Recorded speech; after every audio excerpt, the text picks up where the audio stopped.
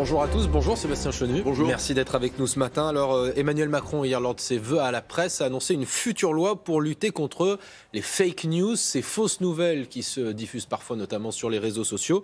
Marine Le Pen y semble très hostile. Pourquoi ? Écoutez, d'abord, je trouve qu'Emmanuel Macron remercie assez mal ses premiers soutiens. Les médias, les puissances de l'argent faisaient partie de ses soutiens pendant la campagne électorale. Il les remercie peu. C'est inquiétant. En réalité, que veut faire Emmanuel Macron ? Construire peut-être un ministère de la vérité, mais derrière cela, on devine le dessein profond d'Emmanuel Macron. C'est quoi ? Eh bien, il veut continuer à faire vivre une fable, la fable du vivre ensemble. Il a besoin de ce rideau de fumée parce que que se passe-t-il en réalité ? Moi, je suis élu de Denain du Nord, vous l'avez dit. Le local du Secours populaire a été cambriolé la nuit de la Saint-Sylvestre. À Champigny, on a vu qu'une policière a été rouée de coups. À Aulnay-sous-Bois également. C'est ça le vivre ensemble aujourd'hui en France. Donc Emmanuel Macron a besoin de faire vivre une vérité, sa vérité. Mais son objectif, il dit aussi, c'est de tenter de lutter contre des tentatives de déstabilisation venues de pays étrangers. Évidemment, on pense à la Russie, il y a eu les élections américaines, il y a eu des tentatives en France. Emmanuel Macron, notamment, ses boîtes mail avaient été piratées. Est-ce qu'il n'y a pas une réalité de ces fausses nouvelles qui se diffusent ? Tout ça est déjà géré par la loi. Il y a une loi qui empêche la propagation de fausses nouvelles pendant les campagnes électorales. Nous-mêmes, nous avons été victimes de fake news à travers Le Monde et l'AFP qui ont été condamnés pour diffusion de fausses nouvelles concernant le Front National. Qu'est-ce qu'on va faire ? On coupe Le Monde et l'AFP et 20 minutes, le journal de 20 minutes. Donc pour vous, c'est inutile ce qu'annonce Emmanuel Macron ? Ou c'est dangereux même ? C'est dangereux, c'est inutile, c'est inopérant. Et derrière cela, c'est surtout sa capacité à faire vivre une fausse réalité et à masquer l'échec total du vivre ensemble, cette fable qu'on nous raconte du matin au soir. Alors l'un de ces dossiers chauds de la rentrée, il y a effectivement ce projet de loi sur l'immigration. On a appris hier qu'Emmanuel Macron se rendrait justement à Calais avant la fin du mois de janvier pour évoquer cette réforme. Vous qui êtes aussi conseiller régional des Hauts-de-France, qu'est-ce que vous attendez de ce déplacement ? Écoutez, Calais voit défiler depuis un certain nombre d'années l'ensemble des dirigeants de la classe politique incapables. Emmanuel Macron, comme les autres, ont effondré les sécurités de notre pays, qu'elles soient culturelles, qu'elles soient sociales à travers la loi travail, ou qu'elles soient aujourd'hui liées à Calais ou à l'immigration. Ils ont effondré les sécurités des Français. Et face à cela, ils viennent parader. Eh bien, il faut redéfinir ensemble les protections dont les Français ont besoin dans toute la gamme de ce qu'ils peuvent attendre. Il a évoqué aussi les questions de sécurité. Sur ce plateau, hier matin, le Premier ministre Édouard Philippe a dit qu'il n'était pas question de remettre en place les peines planchées après les agressions de policiers qu'il y a eu notamment lors de la nuit de la Saint-Sylvestre. Qu'est-ce que ça vous inspire ? C'est une réponse technique, parce que la réalité, que faut-il faire ? Il faut mettre les délinquants au pas, il faut empêcher le trafic de drogue en bas de chez soi. Il y a plusieurs possibilités. Les peines planchées, vous y êtes favorable ? Nous y sommes favorables, mais pas seulement. La présomption de légitime défense, proposition de loi déposée par mon collègue Pajot, a été refusée avec la complicité d'ailleurs des Républicains à l'Assemblée nationale. Revenir sur l'automaticité de réduction de peine également. Il faut avoir l'ensemble de notre arsenal. Le gouvernement n'est pas au rendez-vous. Le Premier ministre a aussi annoncé sur ce plateau hier qu'il renouvelait sa confiance à Guillaume Pépy, le patron de la SNCF, malgré les difficultés de ces dernières semaines. Ça vous choque ? Pourquoi ?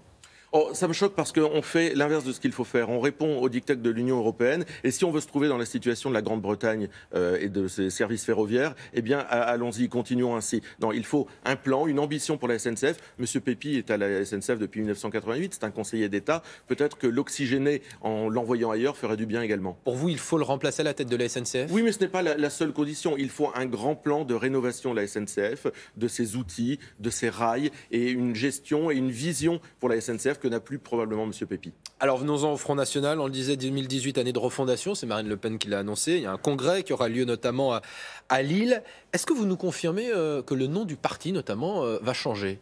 C'est une possibilité. Ce sont les adhérents. Moi, je le souhaite. Je pense qu'il faut maintenant bâtir ce grand mouvement de rassemblement qui redéfinira d'ailleurs les protections dont les Français ont besoin. Et pour cela, peut-être faut-il changer de nom, mais ce sont les adhérents qui vont en décider ou en tous les cas nous donner une première clé à travers la consultation que nous faisons. Est-ce que vous souhaitez qu'il y ait d'autres candidats comme Marine Le Pen pour qu'il y ait peut-être un débat et au moins un... Écoutez, c'était une possibilité puisque nos statuts le prévoient. Il n'y a pas eu d'autres candidats qui se soient présentés contre Marine Le Pen. Est-ce que c'est regrettable ou pas ? J'en déduis qu'elle est probablement et la meilleure, et la plus crédible, et la plus solide, comme pour la présidence du Front National et comme pour l'Élysée d'ailleurs. Pour les élections européennes de 2019, vous avez dit que la tête de liste ne serait pas forcément quelqu'un venu du Front National, en tout cas encarté au Front National. Est-ce que vous souhaitez pour ces élections européennes faire liste commune avec Nicolas Dupont-Aignan? Deux choses. Nous souhaitons la meilleure tête de liste possible. Donc, où elle est au Front National, ou elle n'y est pas, ce n'est pas très important. La personne qui mènera notre liste aura la même conception que nous du combat que nous menons contre l'Union européenne. Et puis, le travail qu'on pourrait faire avec Nicolas Dupont-Aignan, je pense qu'on peut essayer de le poursuivre. On a commencé au moment des élections présidentielles. Ça dépendra de lui, ça dépendra de nous. Mais pourquoi pas? Ça fait partie des possibilités. Moi, j'y suis évidemment favorable. Favorable à un rassemblement et une liste commune avec lui. Je trouve ça intéressant. Florian Philippot, lui c'était un ancien ami si j'ose dire, il considère désormais que le FN comme un adversaire politique, dit-il. Ils sont perdus, ils ne savent plus où ils habitent, dit-il.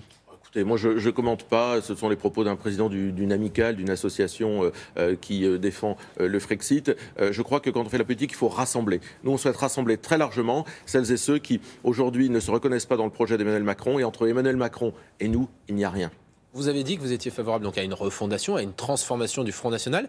Est-ce que vous êtes favorable à des évolutions également sur le programme, sur le fond? Prenons un exemple. Il y a un sondage hier qui montre que 60% des Français se disent favorables à la PMA, notamment pour les femmes, les couples de femmes homosexuels. Marine Le Pen, elle y est opposée. Est-ce que vous souhaitez que le Front National évolue notamment sur cette question? J'ai vu, et sur les questions de société, c'est toujours très compliqué. Moi, je suis hostile à la GPA et à la PMA. Je pense que ce ne sont pas des réponses satisfaisantes pour les équilibres de notre pays, pour les équilibres des familles.